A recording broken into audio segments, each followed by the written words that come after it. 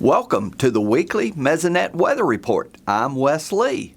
Heat levels have been miserable this past week. On Wednesday, the National Weather Service issued a heat advisory for 62 counties.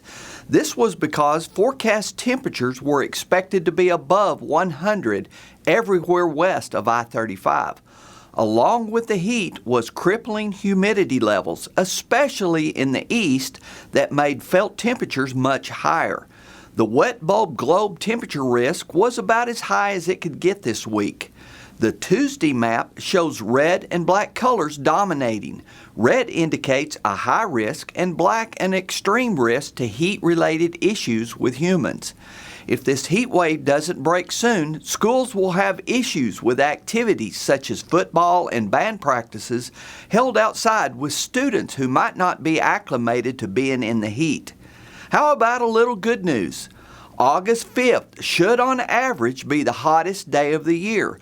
When looking at long-term averages, it should be cooling each week going forward. Also, even though we are incredibly hot right now, if we look back to the start of the year, we see that we have been pretty lucky in having cooler than normal temperatures in 5 of the 7 months. Only January and April were slightly hotter than normal. Gary's up now with information on the rapidly expanding drought in the state. Thanks, Wes, and good morning, everyone. Well, it's the 800-pound gorilla in the room. Heck, it might be 900 pounds by now. But drought is back in Oklahoma, and it's coming on strong across western Oklahoma.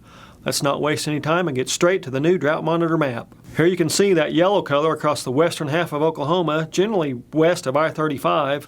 That is abnormally dry conditions. Now that brown and darker brown areas, those are moderate and severe drought areas, again intensifying rapidly across the state during this flash drought situation. It's easy to see why this flash drought is occurring if we look at the 30 and 60-day rainfall maps from the Mesonet.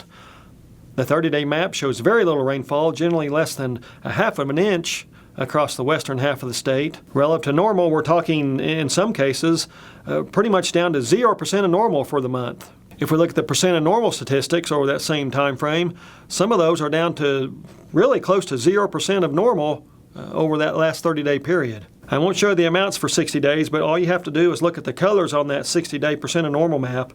All those browns and oranges and reds, those are bad news for that part of the state. Now, there is some good news, at least possibly.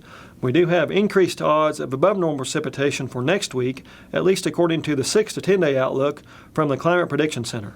Now, here's the catch. Above normal rainfall for August is not really all that much, so we really need much above normal rainfall during this time frame to start to alleviate that flash drought that's continuing to develop across the western parts of the state. That's it for this time. We'll see you next time on the Mesonet Weather Report.